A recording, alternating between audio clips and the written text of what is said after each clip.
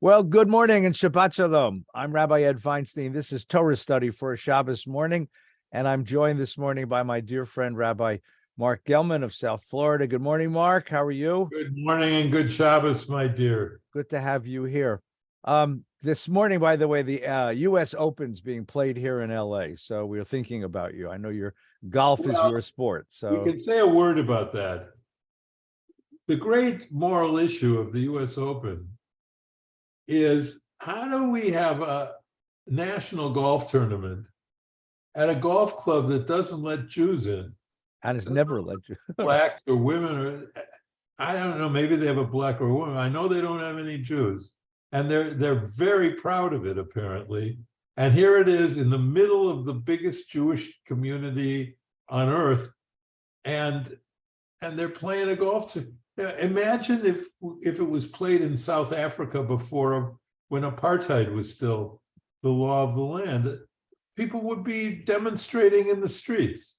So how do we accept benign anti-Semitism?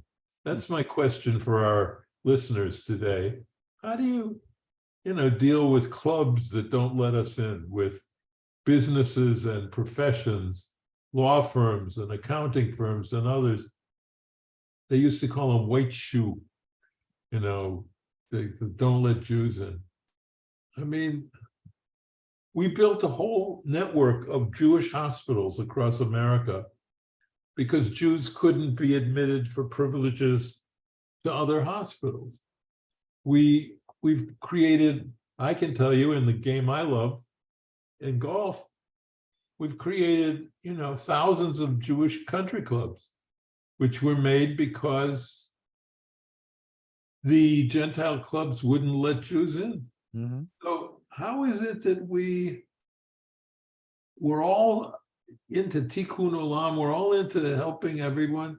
What about people who hate us in ways that don't affect our livelihood? I mean, it doesn't affect anyone that I know that they can't be a member of the Los Angeles Country Club. But it's an offense that I take deeply because it's a game I love. Yep. And it's played in racist, homophobic, anti-Semitic, sexist environments. Not all, of course. I grew up playing it on public courses, which is why I love it that way. And I helped bring the US Open to Bethpage in 2002 because I wanted the US Open to be played on a public course, a truly public course.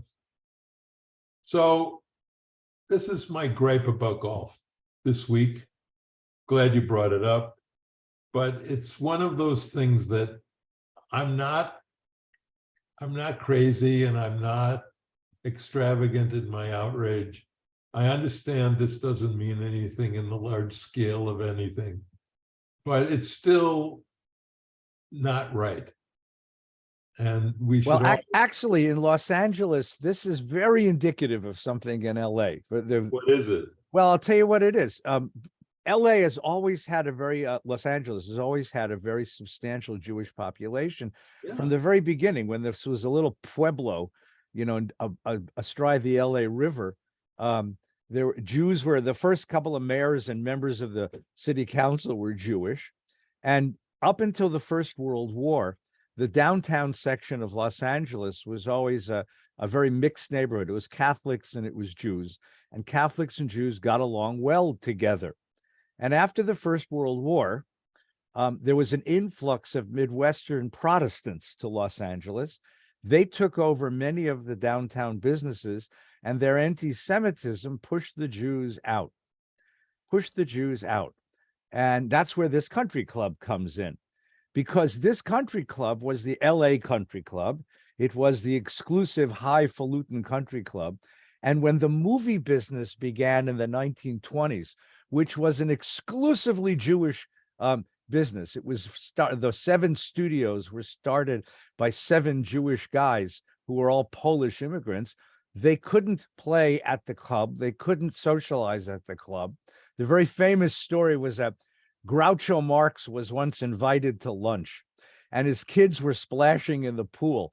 And the manager came over and said, "Sir, you're going to have to ask your children to leave the swimming pool because this is a restricted, exclusive club." And he says, "Look, they're only half Jewish. Let them go in up to their waist," you know. So the Jews moved to the Hillcrest Country Club and started a country club, which is where all the great Hollywood types used to hang out.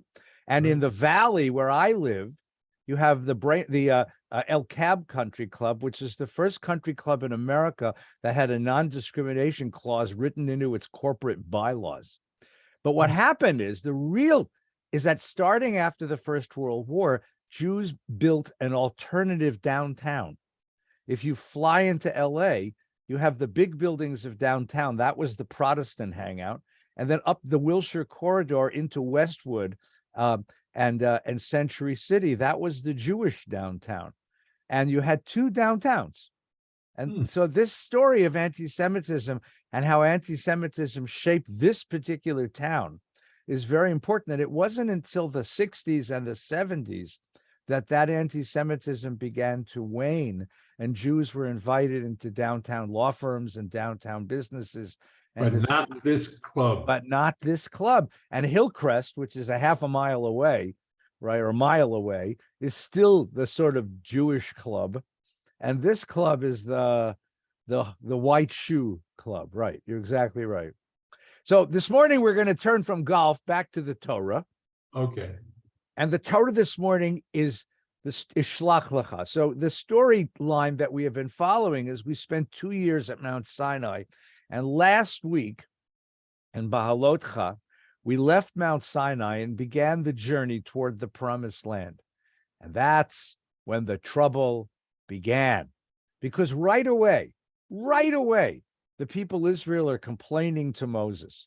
They're complaining that they don't like the food. They're complaining they don't like and they're longing, they're pining for the life they had back in Egypt, the wonderful life. The wonderful yesterday is so much more attractive than the uncertain tomorrow. And they pine for it. And the scary, deeply sad, and deeply disappointing truth of this moment is that Moses has given them truth. He's given them a covenant with God. He's given them a vision of a sacred society, of a just community. He's given them God's holiness, and all they can do is complain about the food. They want hamburgers and steaks and chops, and they want the buffet that they had back in Egypt. And the picture of human life is so disappointing, and poor Moses has to bear this. In this week's Torah portion, that sense of disappointment, that sense of disillusionment is compounded immeasurably. We actually arrive at the boundaries of the promised land. And Moses is told by God to send 12 chieftains, 12 princes into the land to scout the land and to prepare for their invasion of the land. And of course, what happens is a famous story. The 12 come back and they all agree it is indeed the land of milk and honey they were promised by their ancestors. It is indeed the dream they've been holding for generations and generations. But 10 of the spies, 10 of the princes come back and say, this land is a place of giants, of mighty warriors, of fortified cities. We will never take the land. And 2 of them, Joshua and Caleb, say to the people, no, the land is ours. God is on our side. The language of the Torah is actually beautiful. He talks about the people of the land. He says, Heim lachmenu, which literally means they're toast. You know, we took down Egypt. These guys are nothing to us. We took down Egypt. We'll take down these guys. But the people rebel and they reject the promise and they turn on Moses, and the bitterness and disappointment, the conflict within the community is terrible. And this is where God says, this generation isn't ready for freedom. This generation isn't ready to enter the land. Let them die in the desert, and the next generation will take the land. So it's a fascinating story, a fascinating image of human personality under crisis. Let's begin, Marc, with the problem of perception. 12 men go into the land to see the land. They all come back and say it is indeed a beautiful land, but 10 of them say we'll never have it. It doesn't belong to us. It's beyond our capacity. And 2 of them say, this is what we're dreaming of. This is what we have to do. How do you explain that? How do you understand the difference in perception, the difference in apprehension of understanding a circumstance? That's a wonderful question, and it affects all of us, not just the spies. The problem of perception is that we can't ever see things the way they are. We see things, to quote Shmuel bar Nachmani in Barachot, who says, "In Marin lo adam ela mahar harai libo," we do not see things as they are. We see things as we are, which means the only way we see things is already through the filter of what we already believe. Just to say, there is no such thing as objective reality. There's only filtered reality. It's almost like these glasses. Let's suppose I never realized I have glasses on, and the focus that's provided by the glasses, I think, is my eyes. It's the same thing, saying we have filters, but we're not aware that they're filters. We're not aware that we're wearing glasses. We think this is the way that the world really looks. And we're wrong about that. And the interesting thing about the spies is there is no disagreement, as you said, in your summation of the Parsha. There's no disagreement among any of the 2, Caleb and Joshua and the other 10, about what the land is. They saw the same thing. They just had different preconceptions.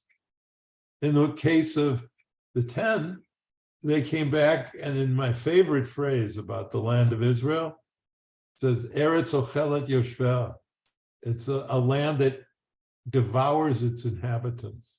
And when you look at the history of Israel, of Eretz Yisrael, and all the people who have conquered it and died there, and even the struggle now to preserve the land and the state of Israel, it's not an unfair description that it's a place that eats its inhabitants.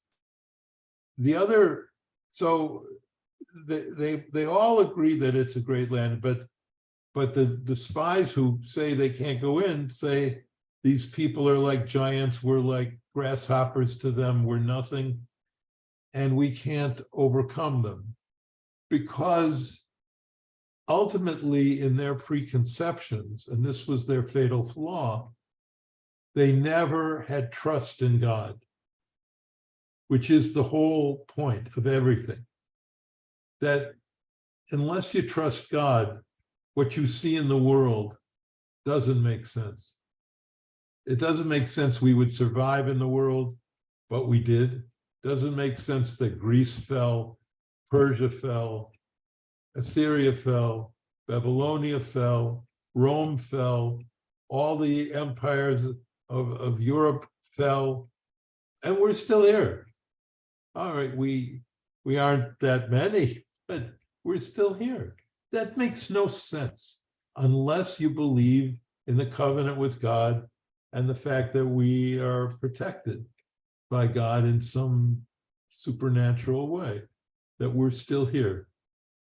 So then the question to me becomes, all right, if we only see things the way we already are, how do we live in the world? How do we live with God if we already see things in a distorted way? Through our prejudices. Yeah. So let me ask. So let's probe this just a little bit. Yeah, I'd like to. We've seen in our own lifetimes change in perception, things that change. I told this story before, but it's one that strikes me. The highest award in college football is called the Heisman Trophy. And some years ago, the Heisman Trophy was won by a gentleman named Marc Ingram, who was a running back for the University of Alabama. And there was a big ceremony on television where he came to the university, and the university president congratulated him for winning the Heisman Trophy on behalf of the University of Alabama. And the thing is that Marc Ingram is African American. He's a black man. And I'm watching this with my kid, and I have tears in my eyes. And my kid said, "Abba, why are you so upset?" I said, look what's going on. This black kid just won the Heisman Trophy. He's being embraced by president of the University of Alabama.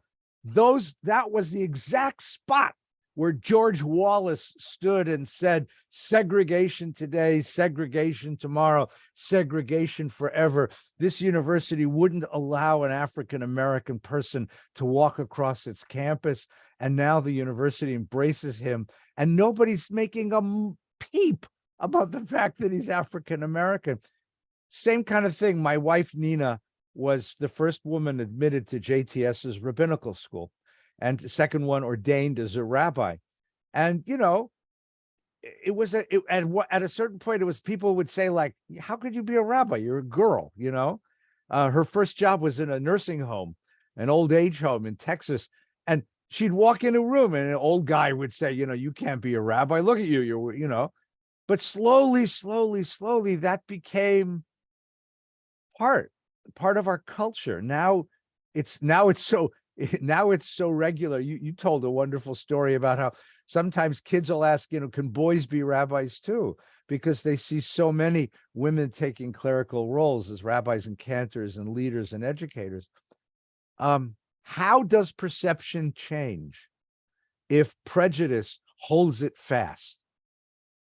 I know how that I know because of my experience with Tom Hartman. The way things change is not from the top down, but from the bottom up. The way things change, particularly social prejudice, is not because some organizations say, we have to learn to live with each other and make some highfalutin speeches. It's because you have a friend, a best friend, who is Catholic and you're Jewish. And the result of that friendship is when you're at a party and someone makes an anti-Semitic joke, you say, hey, my friend, my best friend is Jewish, and I'm offended by that joke. That's how things change. They change from the bottom up, from friendship that percolates up and changes the society. The great change in the Catholic Church was the encyclical Nostra Aetate in 1964-65, which basically was the statement of the Catholic Church that any shred of anti-Semitism that's based on Christian teachings is an obscenity and is wrong, and that Jews bear no guilt for the death of Jesus. And that whole thing began because Cardinal Bea and a Jewish scholar named Jules Isaac were friends. And it's also true that John the 23rd had Jewish friends, and he began the process. Yes, Joseph Roncalli was the Bishop of Venice during the Second World War. Correct. He watched the deportation of Jews to Auschwitz, and he was bitterly affected by this. So he ended up becoming Pope John the 23rd, who launched the Second Vatican Council that produced the Nostra Aetate, right? And John Paul II also had good Jewish friends, and I think Pope Benedict as well has a. That's how things change. Right. That is how things change. And I think, but it still doesn't change the fact that when we look at, for example, the country we all know is divided bitterly. pretty much down the middle. But one of the reasons it's divided is because nobody can even understand the arguments of the other side. One of the things I learned from this understanding from the spies, that we don't see things as they are, we see things as we are. One of the things I learned from that is that we should be more humble when we encounter beliefs that are different than our own. We should be more humble. We say, look, I'm not seeing it the way you see it, but that could be because of the way I see everything else. And maybe I'm blocked on certain things that I need to be open to. You know how deeply involved I am in my preaching about world to come and life after death. It's sort of my hot button. And it happened because of Tom Hartman. And he said, I've been listening, he used to come almost every Friday night to listen to my preaching. And he said, you never talk about heaven. Why is that? I said, well, and the result of that awareness was that I realized I had a filter. That filter was, Jews don't talk about heaven. And once I let that filter go, I said, my God, here it is in the brachas, v'chayei olam natah b'tochenu and all this. And I realized, of course, where do you think Christians got their belief? They got it from us. So that was one example of how letting go of my preconceptions helped me to open myself in a humble way to a new way of viewing the world, which was really an old way. But I think this is a very important point. That what you're saying is that I have to become aware of my own prejudices. Yes. And I have to become aware of where they're rooted in me and what ideas, what facts, what values they're rooted in. Our first response when I hear someone who disagrees with me is to try to figure out why they're wrong, right? Why you're wrong. Why would you believe such a silly thing like that? Something's wrong with you that you believe in something silly like that. The Torah is pointing to a different process. So in the Torah, there is a remarkable observation, right? The spies come back and they say it's a land of giants, it's a land of warriors, it's a land that's formidable. And we felt like grasshoppers before them, and that's how we look to them. We felt like grasshoppers before them. That's a legitimate statement, by the way, that when I stand in front of somebody who is more formidable than me, I feel small. That's legitimate. But when you say, and so we look to them, you're projecting. You're projecting your own sense of inferiority, your own fear, your own paranoia onto the other. And when you say, and so we look to them, that's the prejudice within that has to be examined. And what you're saying is that in entering into a dialogue with a person who sees the world very differently than I do, instead of jumping out right away and saying, what the hell's wrong with them? To stop and say, what am I missing? Where are my prejudices that are blocking me from seeing the truth that this other person sees that I'm having a hard time seeing? Yeah. No, it's an internal process of tshuva as much as it's and which begins in listening. Yeah, and modesty. Saying, maybe I'm not right about everything. And maybe there's something that I'm missing. One of the great managers, maybe the greatest business manager of all time, was Jack Welch. And I knew Jack from the CEO of GE. And we're having lunch one day, and I said, Jack, is there anything when you have meetings that you do in every meeting? Is there anything that's part of your system? And he says, oh yeah, no one ever asked me that. And there was one thing that I did in every meeting I ever went in. I said, what was it? He said, well, I would look at everybody here in the meeting. I'd say, I'd ask him a question. I'd say, what have we missed? What have we missed? He said, you're about to tell me what we didn't miss and our successes and this and that. That's good. That's all good. What I want to know from you is, what have we missed? In other words, what, because of our prejudices inside, have we been closed off to? Like maybe, that electric cars are going to be a thing, something like that. What have we missed? And I asked, as a result of talking to Jack, I asked that all the time. Mm-hmm.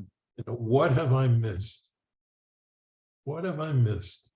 And I think if our students who are watching this, if you ask yourself in your own life, what have I missed? I remember being at IBM once when a senior executive was retiring. He wanted us, he was a fan of the God Squad, and he wanted Tommy and I to give a little speech. We did, but the great thing was his speech. He gets up and he says, I'm retiring today, and there's at least 50 people in this room who I know want my job. And he said, I'm about to tell you how you can have my job, how you can get my job. He said, I worked so hard that I have a daughter and I don't know what her favorite color is. I don't know the names of her 5 best friends. I don't know really what gives her joy and what gives her grief. And the reason I don't know all that is because I was always at work. And he said to them, if you are willing to pay that price, you can have my damn job. One of the great speeches I've ever heard. Wow. And it was the perfect statement, Eddie. Mm-hmm. I never asked myself, what have I missed? I looked at my job, it looked perfect, but I never asked myself, as a result of your job, what have you missed? And every rabbi I know has to ask that question. And when they do, they have a career crisis. Mm-hmm. Happens to all of us.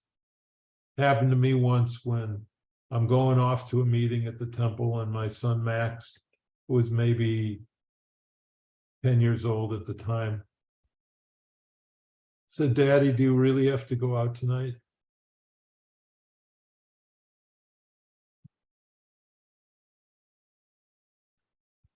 Yeah, because culture. The answer is no, I don't really have to go out, but I have to because I've made a decision. Right. To do this. It's deeper than the decision. Max Weber, the sociologist, taught that culture is what's invisible to us. The normal is what's invisible to us. You're a guy of a certain generation. Your job is part of your identity. The work you do out of the house is part of your identity. It probably never occurred to you that you've missed other things in life which may be even more valuable than what the job produces, because it was normal to go out 4 nights a week to meetings and to programs and stuff. Yes. Right. That's exactly right. Until something pushes it in your face and you stop, and it's almost stepping back and seeing it. Sometimes an artist can do that for us. Sometimes a child does it for us. I think that's what prophecy is. The prophet sees what the rest of us have come to accept as normal and points it out to us and says, look at this, right? And then you stop and say, oh my God, now I see the prejudices that have kept me from perceiving what's right there in front of me. Yeah. Right. It's a very famous story about, I'm not sure it's true, but it's a great story about Houdini, who put up a reward. Any jail cell that can hold me for more than an hour, I'll pay some amount of about $10,000. So every jailer in the country built a cell with all kinds of locks and things, and they'd put him in the cell, and in 20 minutes, he'd find his way out. And there's a story that one guy said, try my jail cell. So they put Houdini into the jail cell, and Houdini starts working on the lock, and he has all kinds of tricks to get out of the jail cell. And he's sweating, and the hour is going by, and he's schwitzing. And finally, the hour goes by, and he says, I give up. You win. Show me how you did it. And the guy said, it's simple. And he just pulled the door open. It was never locked. But the story is, the beauty of the stories is what you said before. We are jailed. We are locked in by our prejudices. Yes. Until we have the capacity. We are our own jailers. Yes, until we have the capacity to step back and say, what have I missed? And then to see what's in front of us and what's always been there in front of us. And this is a big thing if some of you out there are thinking about getting married, if you're dating someone and you're thinking you might want to marry that person, ask yourself, is that person someone who can tell me what I've missed? Because the most important thing a spouse can give you is insight as to what you've missed. And I think the great marriages are marriages where people help each other to see what they've missed. And then seeing that sounds so negative, but seeing what you missed also means you're seeing what you have. You get two insights in it. When Max said, do you have to go to the meeting? I realized, I couldn't pay the price of being a congregational rabbi forever. And I also realized how precious my love for my son was. So let's go back. Let's go back to the Parsha for a minute, right?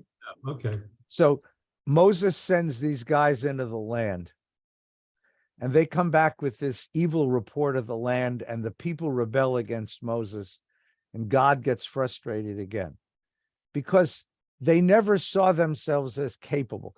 The first interesting thing about this is that God has done everything for them. God destroyed the Pharaoh, and God brought them out of Egypt, and God crossed the Red Sea, and God gave them Torah and Sinai. The fact that you send spies into a land means I'm asking you to take some degree of responsibility for taking the dream. I'm going to give you the land, but you got to come and take it, which means this is the first time God and Moses are asking this people to accept some responsibility for their own redemption. And they fail the test because they don't think that they are capable. They don't think that they are worthy. They don't think that they deserve this dream. And so what you're saying is that the land ends up being a sort of a mirror to their own deep sense of passivity. As slaves, everything was given to them. They worked, but food was given to them, and security and certainty was there. That's very good. I like that. The other thing, let me give a real Gellman. What did he just say? Go ahead. I'm going to make the case that the 10 spies were right and Joshua and Caleb were wrong. All right. They say we can't take the land. Joshua and Caleb said we can. Right.